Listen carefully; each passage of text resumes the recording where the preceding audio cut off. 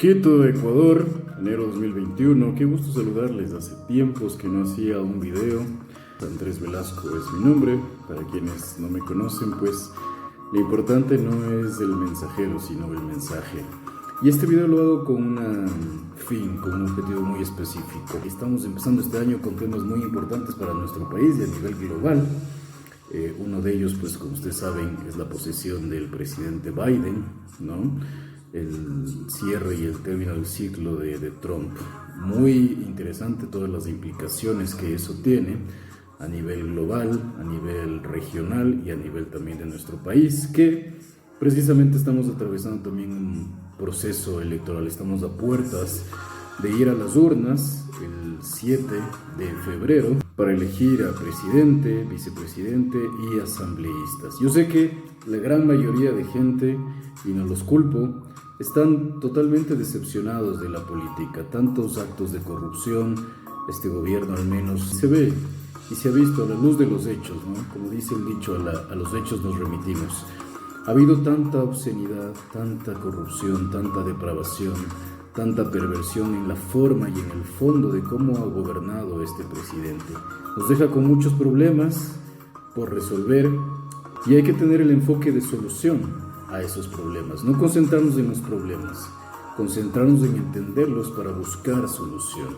Y eso creo que es una tarea que nos compete a todos como sociedad y en especial a los jóvenes que tenemos la responsabilidad de compartir y de buscar esas soluciones y de tomar el liderazgo de nuestro país, desde nuestra trinchera, desde nuestro colectivo, desde nuestro círculo de influencia, las personas a las que podemos influenciar de una manera racional, de una manera argumentada, de una manera sustentada. La gran mayoría de personas está decepcionada, desilusionada, no quiere nada saber de la política, no le interesa, y eso es válido, es legítimo. Sin embargo, la política es una construcción de las dinámicas y relaciones sociales y económicas. La política son relaciones de poder. Y por ejemplo, tú que tienes tus metas, tus objetivos, tus sueños de lograrlo, quizás tus estudios, quizás en temas materia, en temas económicos, en temas monetarios, quieres sentir avance, progreso, que es totalmente válido en una sociedad con un modelo económico capitalista, quieres lograr esas metas, pero en un contexto, en un marco, en un framework que te establece un gobierno, un Estado, esos metas y esos objetivos están sujetos y están condicionados por ese framework, por ese marco. Entonces, de acuerdo a las políticas de estados que esté vigente en ese momento, se te va a hacer mucho más fácil lograr esos objetivos o, por el contrario, se te va a hacer aún más difícil si es que a nivel de políticas de estado no hay políticas que faciliten la salud, la educación y que canalicen recursos del presupuesto de un estado a ese tipo de áreas en donde quizás desarrollas tu carrera, tus estudios, tu profesión, tu vacación, etc. Tus objetivos y tus metas están condicionados por un marco global, por un marco colectivo, por una especie de sábana que nos cobija a todos, ¿no? Sé consciente de eso y eso te debe de dar justamente la responsabilidad y te debe hacer consciente e interiorizar tu responsabilidad como ciudadano, como ciudadana, como parte integrante en esta sociedad, ¿vale? El Estado lo construimos todos y en ese marco, en esa construcción, en ese conjunto de instituciones, en toda la institucionalidad de un Estado que se alimenta, obviamente, como sabemos, de nuestros impuestos, de nuestras tasas, es momento de alzar nuestra voz y es momento de tener mucha conciencia por quién votar esta vez, ¿sí? Ahora bien, hace 4 años había una confrontación súper clara entre dos modelos económicos muy bien definidos. Por un lado teníamos el progresismo o el capitalismo progresista y por otro lado teníamos el capitalismo liberal o neoliberal. En las urnas ganó, en teoría, el capitalismo progresista como continuidad de un proyecto político, ¿no? y económico. Sin embargo, todos sabemos lo que pasó. No estamos viviendo absolutamente nada de lo que en ese plan de gobierno se había declarado, se había firmado que se iba a ejecutar. Y totalmente se ha ejecutado y se ha hecho el plan de gobierno contrario, el plan que no ganó, el plan perdedor. Se ejecutó ese plan de gobierno. Que esté bien, que esté mal, pues a los hechos nos remitimos. Estamos viviendo una coyuntura de pandemia, el impacto y los efectos que está dejando en la economía y en muchas otras áreas la pandemia, y que lo estamos viviendo, que lo estamos sintiendo, que lo estamos hasta padeciendo a diario. En ese contexto, pues obviamente cobra aún más importancia saber por quién votamos, a quién damos nuestro voto, ¿vale? Por mi profesión me dedico justamente a asesorar a empresas de todo tipo, de muchos sectores, de muchas industrias, a escala micro, a escala pequeña y medianas, todo el sector de las pymes. Y pues obviamente es un sector que realmente está sintiendo los efectos de la pandemia, el impacto en sus finanzas, de su apalancamiento financiero, en sus ventas, ¿no? En el manejo del flujo del efectivo y obviamente el costear sus gastos y sus costos que implica sostener la operación de una compañía. Entonces, en ese framework, en ese marco que establece un Estado con sus políticas de Estado, hay que entender qué modelo económico nos están proponiendo. Y ahora, según las encuestas, están liderando el candidato Arauz, que representa, como ustedes saben, el progresismo o el capitalismo, mal llamado socialismo, mal llamado comunismo. Las personas que hablan eso realmente se respeta, pero no tienen idea de qué es lo que implica eso y de qué es lo que es realmente un socialismo, un comunismo, y siempre asustan de que vas a ser como Venezuela o vas a ser como Cuba. Para quienes no saben, esos dos países quizás no tienen un nivel de desarrollo económico como los tiene el capitalismo de Estados Unidos, de Europa, pero es porque al modelo económico no dejan funcionar, lo bloquean, lo aíslan. Entonces así no se puede sobrellevar un modelo. Que quienes lo llaman socialista, comunista, no creo que va por ahí, tienen mucho que leer, tienen mucho que aprender y tienen mucho que en la práctica ver cómo funciona eso. Más bien, estamos hablando de un capitalismo progresista, un capitalismo de progresividad tributaria. Ya vamos a ver justamente eso. Y la otra opción es un capitalismo neoliberal o liberal, que es justamente lo que hemos estado viviendo en estos 4 años del periodo de Moreno. Quien está gobernando en este país, y lo sabemos claramente, es el Fondo Monetario Internacional. El país, si bien es cierto, en los años anteriores, del periodo del gobierno anterior, venía ya endeudado, era una deuda inteligente, era una deuda práctica, era un apalancamiento financiero muy funcional y muy práctico que se estaba pagando con petróleo. Sí, quizás muchos van a decir petróleo prepagado, prevendido, pero si lo pones a analizar muy a fondo es algo muy práctico. Tú tienes dinero, yo tengo petróleo, intercambiamos a tasas de interés, pero obviamente lo importante es el uso de ese flujo de deuda. Si estoy generando unas tasas de interés del 20% y la tasa de interés que me cobra mi prestamista es del 9, del 10%, es muy ventajoso. Si tú te compras un auto, un vehículo con un préstamo que te da un banco y a ese carro le sacas el 16% y la tasa de interés en ese segmento te cobra el 11%, el 12%, le estás teniendo un spread o un margen de 4 o 5%. ¿Es inteligente o no es inteligente? Saquen sus conclusiones.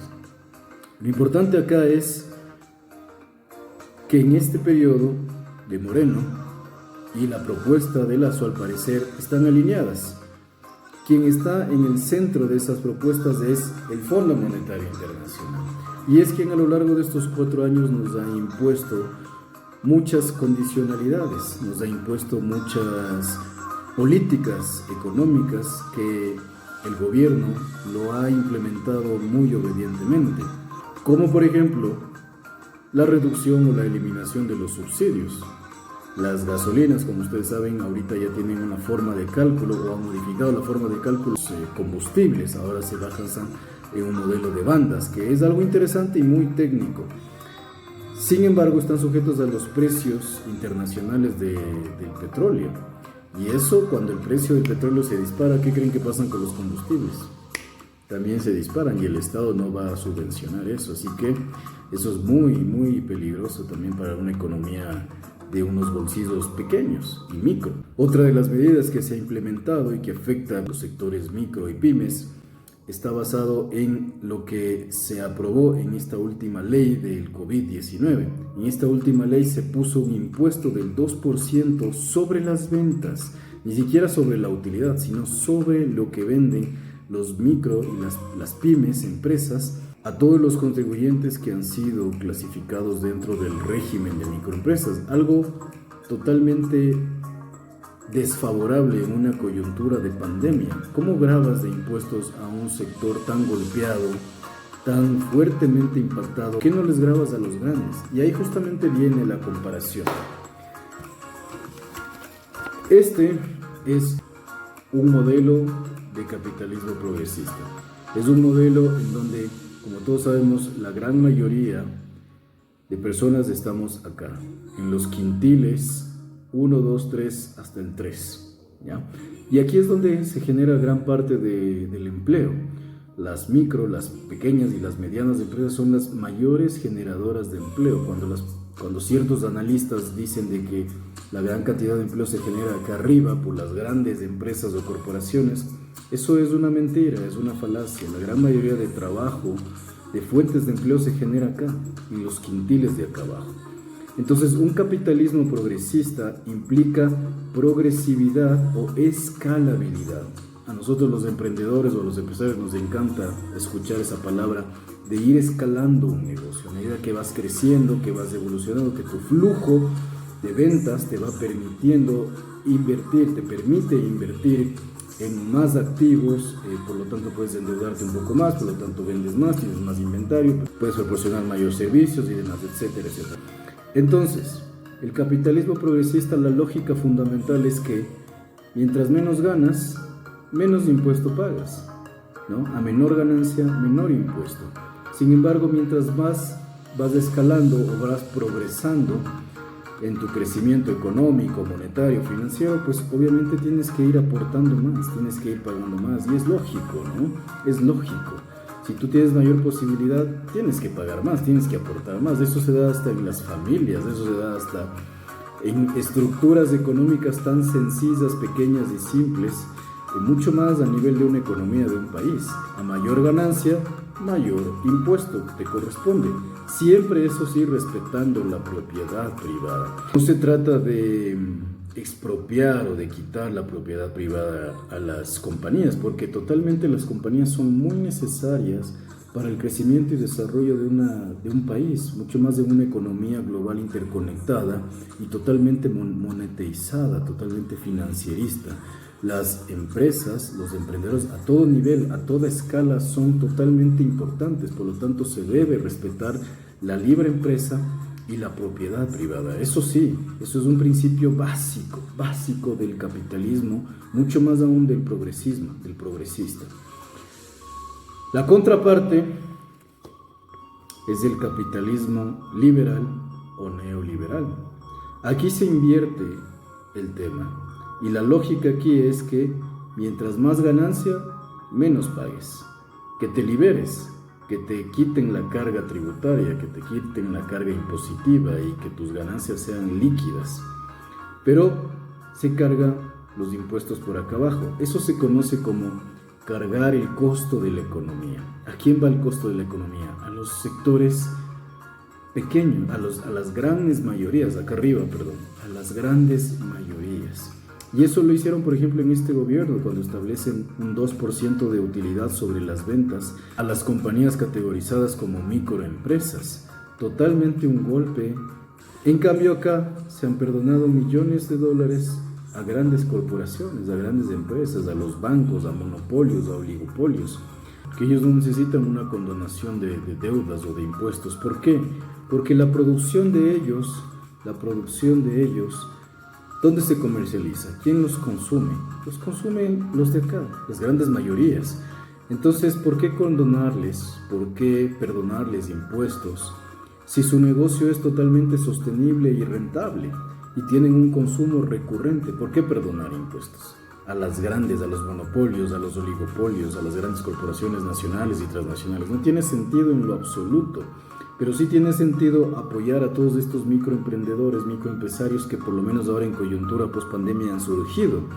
¿Cuántos jóvenes, cuántas personas hay desempleadas que se quedaron sin trabajo, funcionarios públicos, etcétera, etcétera? Como sabemos, la pandemia ha venido a cambiar muchísimas reglas de juego, muchas lógicas empresariales, dinámicas corporativas, la lógica de los negocios, el e-commerce, las ventas online, y eso tiene implicaciones a nivel de empleo. Muchas personas se han quedado sin trabajo y ¿qué es lo que han hecho? Empezar a emprender, empezar a emprender. ¿Qué tiene sentido? Perdonar o liberar o absolver de impuestos a los micro, pequeños y medianos emprendedores y que estos de acá aporten más. Que el costo de la economía se pueda venir hacia acá. Esa es una pregunta que te la dejo ahí planteada. Saca tus propias conclusiones, ¿vale? Así que no te quiero cansar más, no te quiero aburrir más. Piénsalo, analízalo, reflexiónalo. Es un tema muy interesante, es un tema que nos compete a todos.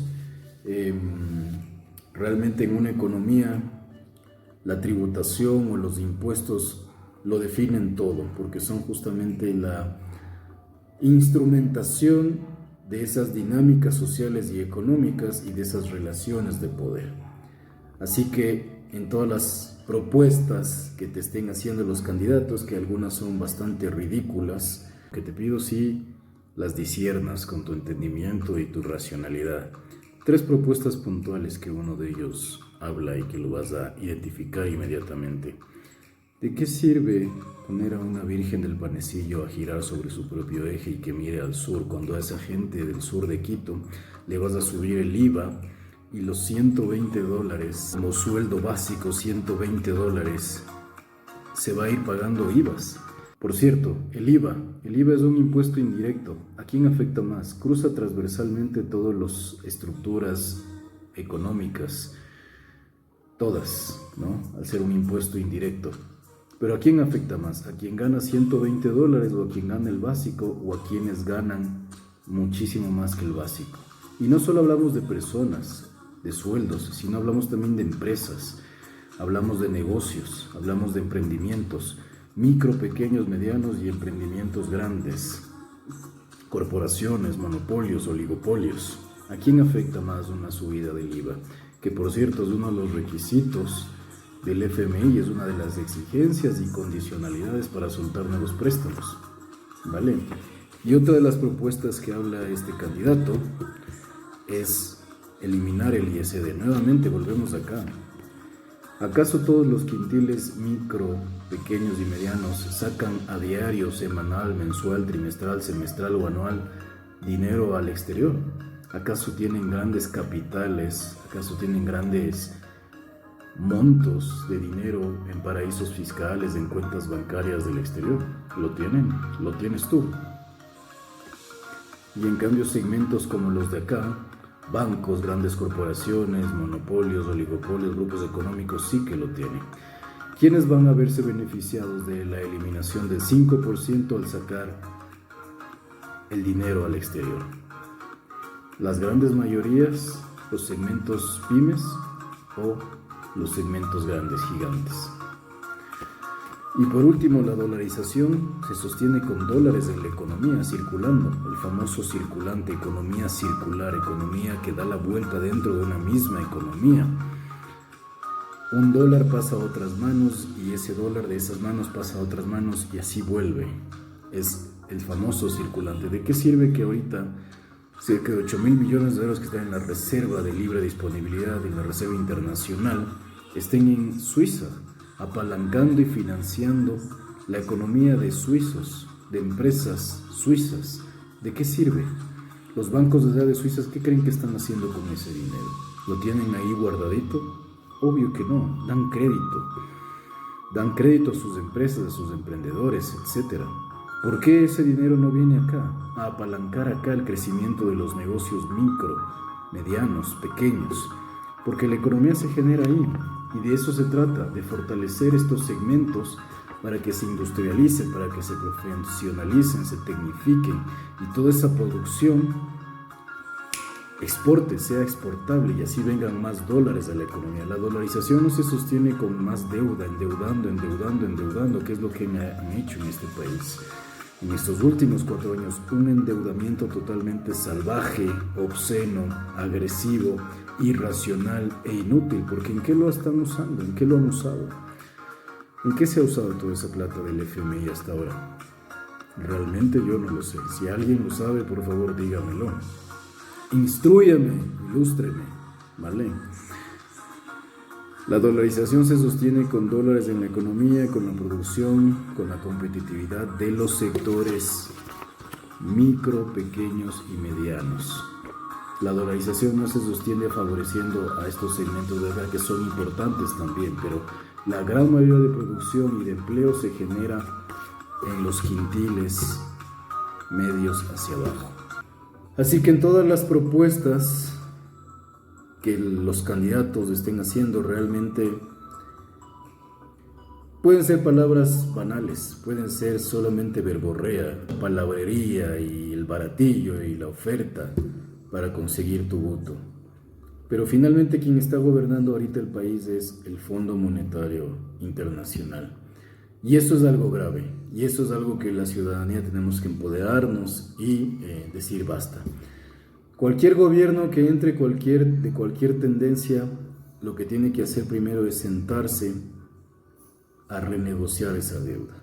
Las condiciones en las que nos han impuesto esos créditos son muy desfavorables para todo el Estado y mucho más para los quintiles 1, 2, 3, los de micro, pequeños y medianos ingresos, ¿vale? Así que nada más por el momento, solo te quería dejar esa reflexión, ese pensamiento, tómalo como tal. Tu opción política es muy válida, lo que hayas elegido, lo que estés eligiendo, a la luz de tus filtros mentales, a la luz de toda tu estructura, tu configuración de creencias, convicciones y demás, ¿vale? Finalmente, vivimos en una sociedad en donde cada persona cree las mentiras que quiere creer. Y es válido, y es legítimo, ¿vale? Así que, sin más, me despido. Espero que esto te haya agregado un poco de valor, te sirva. Toma lo que sirve, toma lo que te aporte. Y lo que no, deséchalo. No hay bronca, no hay drama, ¿vale? Un gusto saludarles. Mi nombre es Andrés Velasco y nos estamos viendo en un video próximo.